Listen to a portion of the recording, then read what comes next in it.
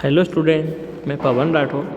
आज के इस वीडियो में आप लोगों को बताऊंगा ओरिजिन ऑफ टेरिडोफाइट्स। ठीक है, काफ़ी महत्वपूर्ण विषय है।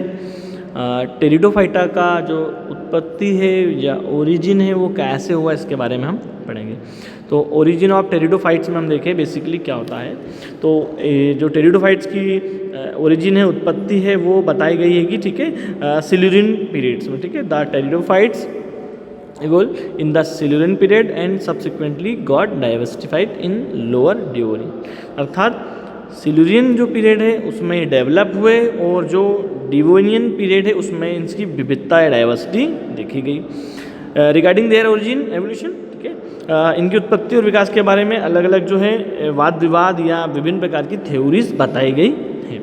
हम देखें नेक्स्ट थ्योरी है किसमें अलग अलग है कि एल्गल थ्योरी है। ठीक है, एक जो है एल्गल थ्योरी के अलावा एक ब्रायोफाइट्स थ्योरी हैगी। ठीक है, दो महत्वपूर्ण एक हाइपोथेसिस जो है अलग अलग रिसर्चर ने बताई। तो दो व्यापक इसके सिद्धांत बताए गए हैं। ठीक है, तो इसकी उत्पत्ति कुछ वैज्ञानिकों ने बताई कि शैवाल अर्थात एल्गी से हुई है, और कुछ जो वैज्ञानिक थे उन्होंने बोला है कि ब्रायोफाइट से हुई। ठीक है, तो इसकी हाइपोथेसिस में देखें हम तो एल्गल जो है ओरिजिन के बारे में देखते हैं। एल्गल ओरिजिन क्या है? तो एल्गल ओरिजिन जो है बेसिकली यहाँ पर जो है क्या होता है इसके बारे में हम पढ़ेंगे। तो many scientist believe that pteridophytes have originated from algae through they are not unanimous about the type of ancestral algae. अब हम देखें नेक्स्ट आगे क्या। तो कुछ वैज्ञानिकों ने जैसे बताया क्लोरोफाइसी के बारे में। ठीक है ना, कंसेप्ट है।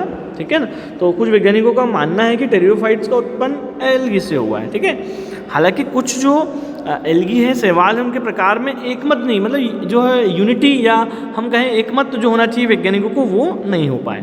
तो फिर नेक्स्ट हम देखें खासकर इसमें टेरिडोफाइट्स की उत्पत्ति की अवधारणा के रूप में जो विशेष रूप से क्लोरोफाइसी जो ग्रीन एल्गी होती है, क्लोरोफाइसी या क्लोरोकोकेल ऑर्डर जो है वो, ठीक है ना, उसके बेस पर उन्होंने सिमिलरिटीज़ बताई। अर्थात कि कुछ जो सिमिलरिटीज़ है, मतलब क्लोरोफाइसी और टेरिडोफाइट्स की सिमिलरिटीज़ के बेसिस पर बताया गया कि ये इनकी उत्पत्ति एल्गी से हुई है। ठीक है, मतलब एल्गल हाइपोथेसिस मीन एल्गी से हुई है टेरिडोफाइट्स का ओरिजिन।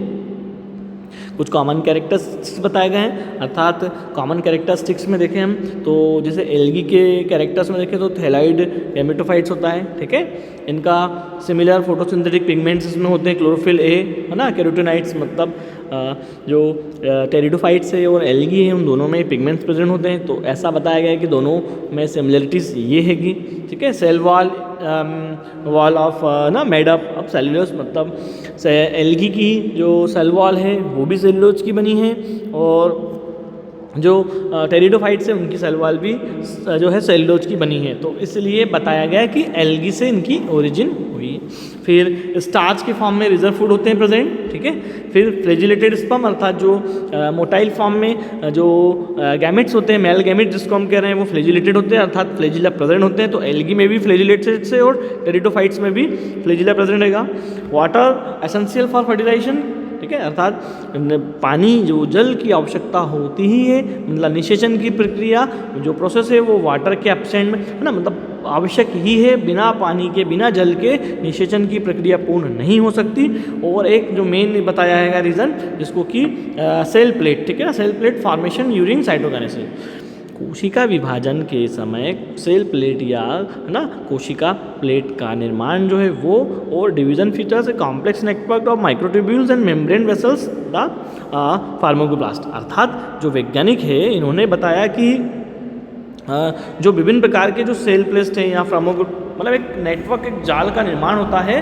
ठीक है ना, जिसको जो है फ्रेगमोप्लास्ट कहा गया। अर्थात कोशिका विभाजन के दौरान जो कोशिका निर्माण है या कोशिका विभाजन में जो माइक्रोट्यूब्यूल्स है या मेम्ब्रेन जो मेम्ब्रेन वेसल्स हैं वो एक कॉम्प्लेक्स टाइप का एक नेटवर्क का फॉर्मेशन करती है, जो कि टेरिडोफाइट्स और जो है एल्गी दोनों में होता है। फिर नेक्स्ट हम देखें एक जो है अगला हाइपोथेसिस जो है लिग्नियर हाइपोथेसिस। ठीक है, तो एक वैज्ञानिक थे लिग्नियर, इन्होंने इसको पहले फर्स्टली डिस्कवर किया था 1908 में इसको बताया था। इन्होंने बताया कि जो स्थलीय पौधे हैं, है ना, उनकी शैवाल की उत्पत्ति का समर्थन किया, अर्थात जो टेरेस्ट्रियल प्लांट्स हैं उनके लिए इन्होंने क्या है, एक जो ओरिजिन का एक शैवाल का जो निर्माण है या उत्पत्ति है उनके बारे में बताया। फिर इसके आधार पर उन्होंने टेरिडोफाइट्स जो है द्विभाजक अर्थात डाइकोटोमसली ब्रांच्ड या पैरेन्काइमेटस थैलस के साथ क्लोरोफाइटा से उत्पन्न हुए। अर्थात इन्होंने बताया कि जो क्लोरोफाइटा है डिवीज़न, है ना, एल्गी का डिटेल से अपन क्लासिफिकेशन पढ़ेंगे तो क्लोरोफाइटा काफ़ी इंपॉर्टेंट डिवीज़न होता है। तो इन्होंने बताया, मत दिया कि क्लोरोफाइटा डिवीज़न में जो पैरेन्काइमेटस थैलस के साथ जो है इनकी ओरिजिन या उत्पत्ति हुई है। तो इसके अलावा इन्होंने जल से स्थल पर स्थानांतरण के लिए भी एक बेसल जो एक फिक्सेशन की प्रोसेस और एब्जॉर्प्शन या अवशोषण के हेतु मिट्टी में प्रवेश करते एक प्रोसेस उन्होंने बताई।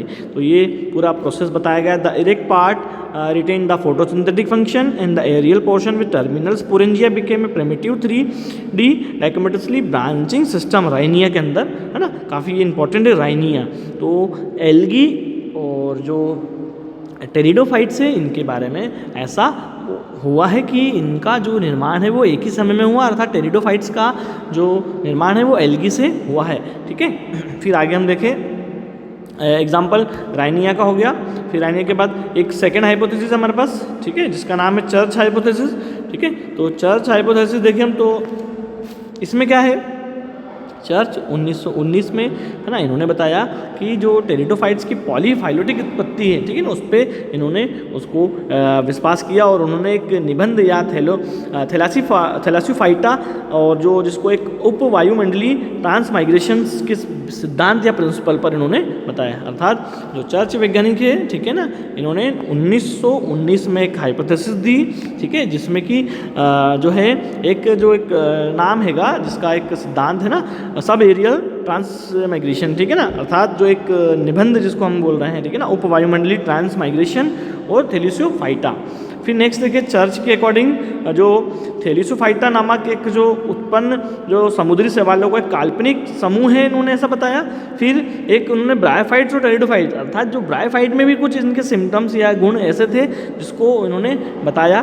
ठीक है, फिर इस स्थानांतरित शैवाल में क्लोरोफाइसी का जो मेटाबॉलिज्म है, ठीक है ना, the transmigrating algae had metabolic efficiency of chlorophyceae, somatic equipment and reproductive scheme of Phaeophyceae.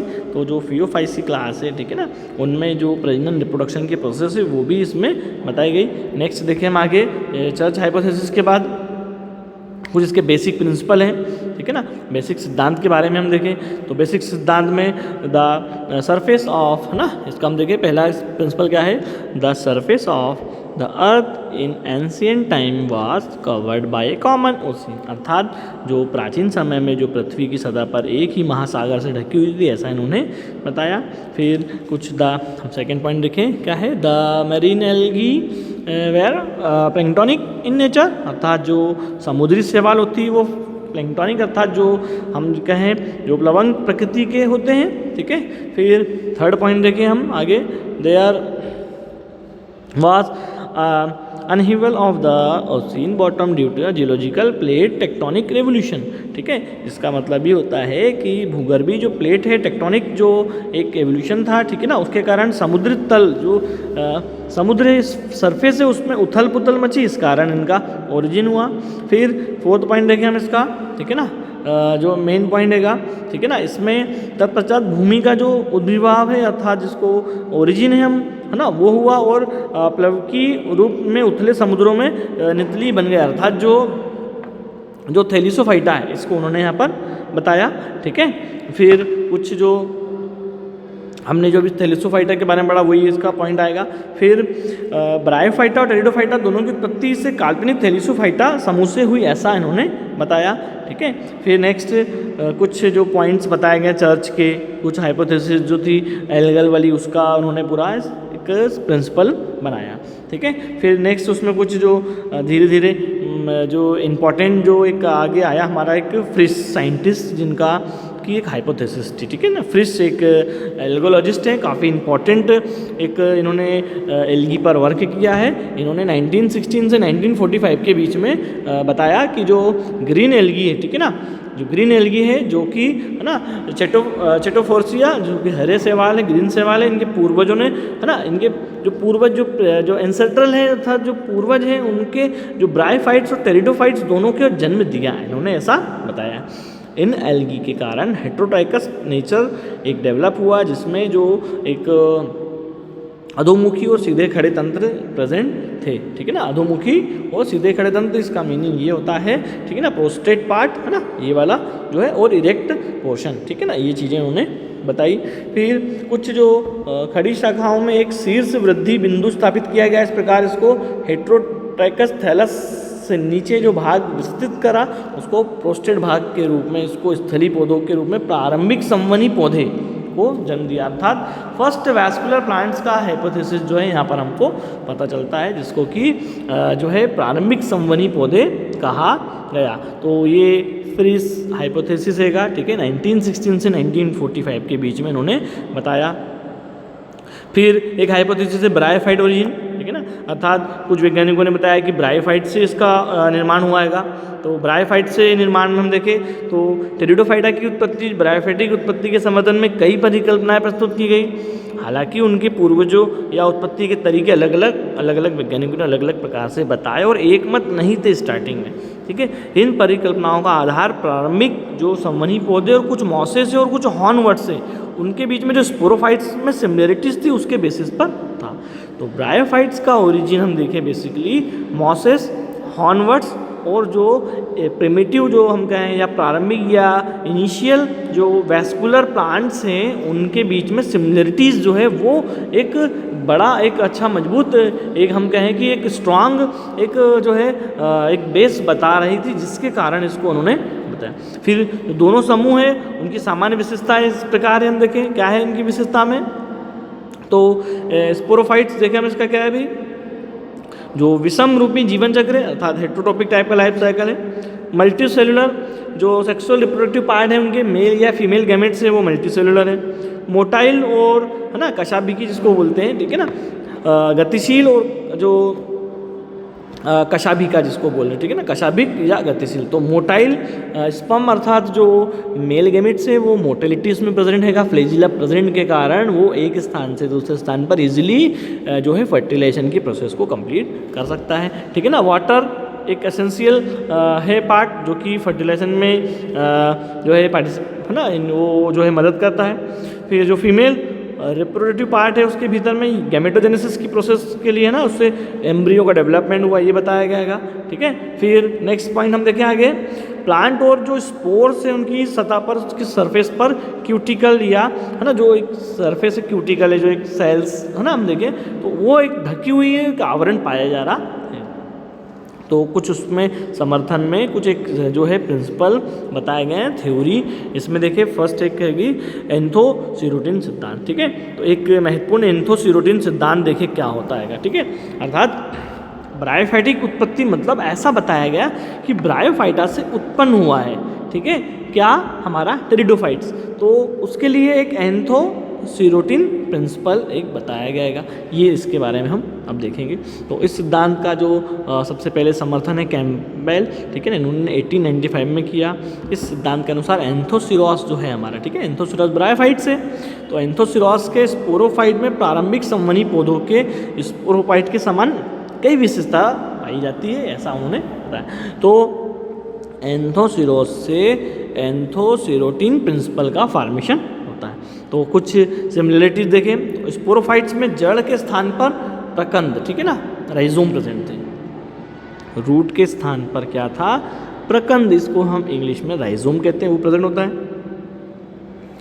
Meristematic tissues के माध्यम से अनिश्चित वृद्धि के लिए सिस्टम प्रेजेंट होता है, अर्थात जो मेरिस्मेटिक टिश्यूज़ होते हैं उसके मीडियम में एक अनिश्चित वृद्धि के लिए एक सिस्टम प्रेजेंट है। फिर जो कॉल्यूमेला है वो प्रेजेंट है, हॉर्निफाइटॉन, ठीक है ना, कॉल्यूमेला की उपस्थिति है। फिर जो बीजाणु उत्पादन के लिए सीमित ऊतक है, अर्थात जो विभिन्न प्रकार के जो बीजाणु अर्थात जो उनके स्पोर्स का फॉर्मेशन हो रहा है, ठीक है ना, तो उसके लिए कुछ टिश्यूज़ प्रेजेंट है सीमित फॉर्म में। फिर कैप्सूल है, कैप्सूल से क्या हो रहा है, फोटोसिंथेसिस टिश्यूज़ बन रहे हैं। तो ये जो है इम्पॉर्टेंट इसके कुछ एक जो पॉइंट्स बताए गए हैं, जिसके कारण एक जो है मत बताया गया कि टेरिडोफाइट का निर्माण, टेरिडोफाइट की उत्पत्ति ब्रायोफाइट से हुई है, क्योंकि कुछ जो लक्षण टेरिडोफाइटा के हैं वो अभी वर्तमान में एंथोसिरोस से मिलते जुलते हैं, इस कारण इसको उन्होंने बताया। इसके अलावा हम आगे देखें, कुछ और एग्जाम्पल बताए गए, राइनिया, ठीक है ना, राइनिया के बारे में भी उन्होंने बतायागा, ठीक है ना, और भी कुछ चीज़ें इसकी अलग अलग बताई गई है। तो ये जो हमने आज के इस वीडियो में देखा कि किस प्रकार से निर्माण हुआ है, किस प्रकार से उत्पत्ति हुई है जो है टेरिडोफाइटा की, किससे जो है ब्रायोफाइटा और एल्गी, दो इंपॉर्टेंट दो है थ्योरीज की बताई गई है। तो आप लोगों को इस वीडियो में चीज़ें समझ आई होंगी, आप लोग ज़रूर सब्सक्राइब करें चैनल को, आपको इस प्रकार के वीडियो प्रॉपर मिलते रहेंगे। Thank you so much.